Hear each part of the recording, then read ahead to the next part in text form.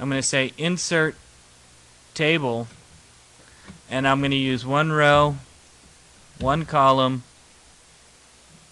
no border. Or do you want to put a border? No, we'll put a border in. One border. Or whatever you want. You can do whatever you want.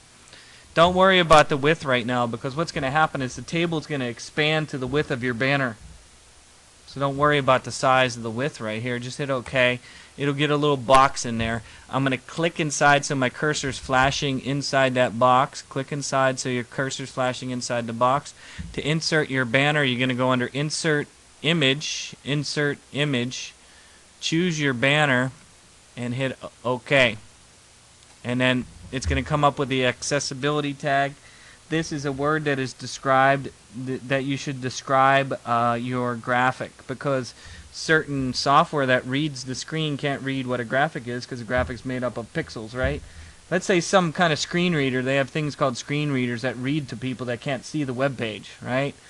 For people that cannot view the web page, they have readers for them. So there's a reader, and the reader can't read what the pixels are, so you need to put a word in to describe what the pixels are. So this would be, this would be like, this was, I forgot what we called this banner. What was it called? Oh, this was Cafe Townsend banner, right? Cafe Townsend banner. And hit OK. There it is. Okay. You can't center. You can't move the type because it's on the graphic. Remember, we put it on the graphic inside Photoshop. Can't move things once you do them in Photoshop. Okay, now here's the trick for the navigational bar that's going to be underneath this. There's going to be a navigational bar underneath this. Okay, to do that, I'm going to click my cursor outside of the table. Outside. See how it's flashing outside the table?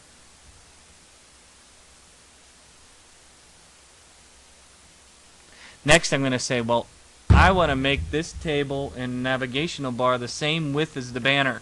And what I mean by navigational bar is, look at my website. This would be a navigational bar. It would have a series of buttons that the people could click on to go to the different sections of the website.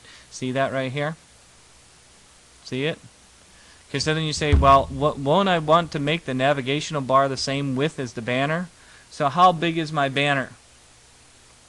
Well, how can I measure my banner? Well, one way you can measure your banner is by actually going to the where is it?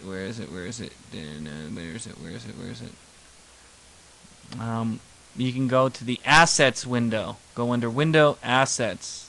If you can find your Assets window. It's under Window, Assets. Window, Assets. If you look in the Assets window, you'll notice there is dimensions right here for the banner. It tells you the width. The width, mine is 128. Yours might be different size than mine because you drew it in Photoshop with your box. Remember that? So if you bring up your Assets window, you'll see right here, mine is 728 pixels across. Okay, so look in your Assets window. If you don't see Assets, you can go under Window, Assets, Window, Assets. It should pop up, and you should be able to see the dimensions for your banner. Mine is 128 pixels across. So if I click outside my border right here, my banner right here, see how my cursor's flashing outside?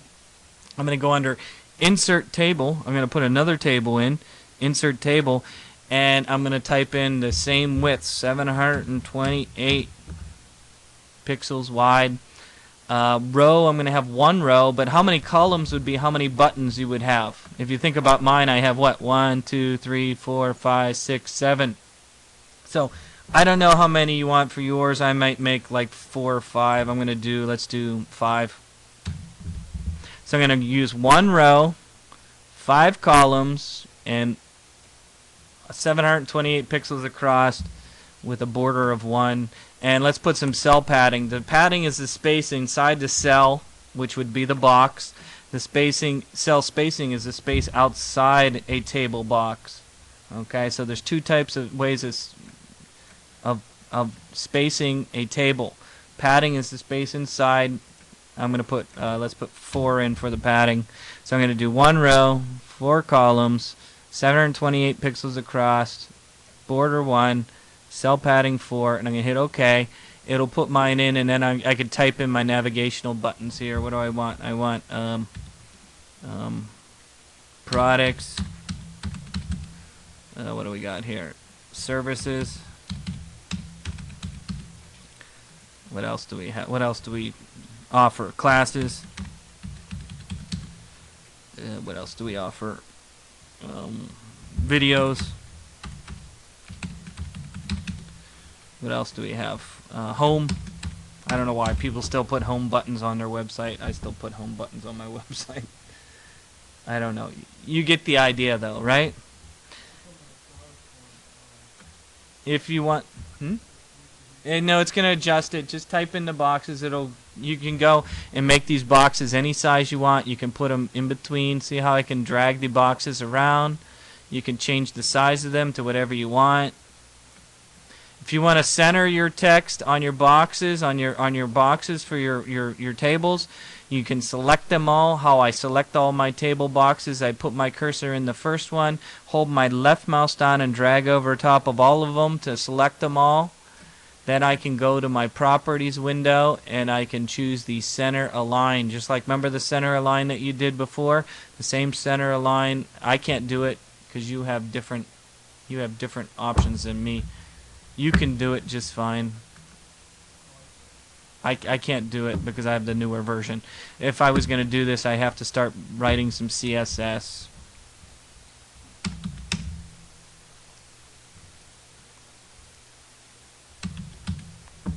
You should be able to just click and highlight this and hit center align on the CS2 version. If not, just give it a class name and hit OK and it'll work.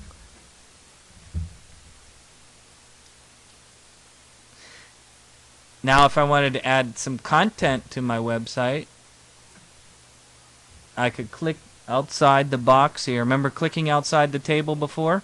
Make sure you click outside the table. Did you notice that in the tutorial they kept telling you that?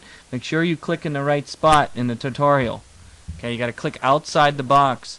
Let's insert another one. I'm going to say insert table.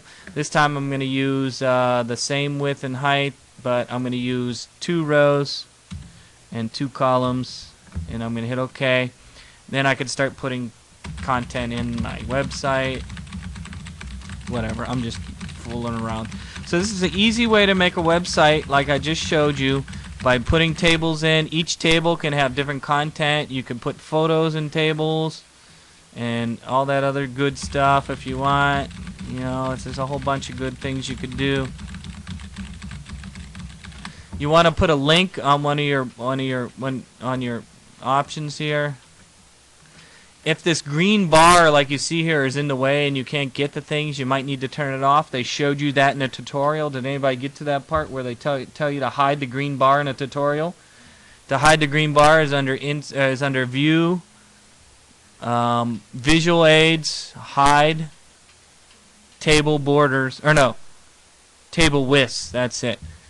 So in the tutorial, they'll do this. They'll tell you to go to View, Visual Aids, Table Widths. Why? Because if you look here, this green ugly table width thing is covering up my navigational bar. I can't get to it. So you need to go under View, Visual Aids, Table Widths. Oh, now I got that stupid thing. So if you want to make some links, dummy links would be highlight the text and go to links. And under link, you could just put a pound sign.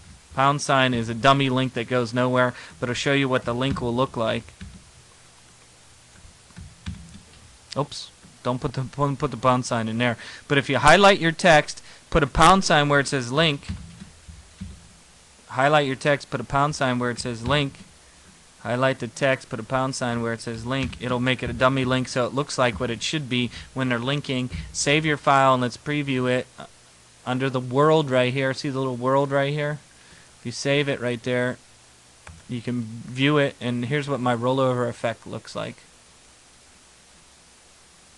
So you can see pretty quickly by just making a nice background, a little banner, a little bit of tables and some text with the, remember the under the page under the document. And the most powerful feature of making the page right now is under the modify page properties. Think of all the things that we did in the page properties just to format everything right away before you even start putting things on. If you format everything up here properly before you start, you can get your page to look the way you want. And if you think about it, just go and practice. Try different layouts, try different fonts, try different rollover effects.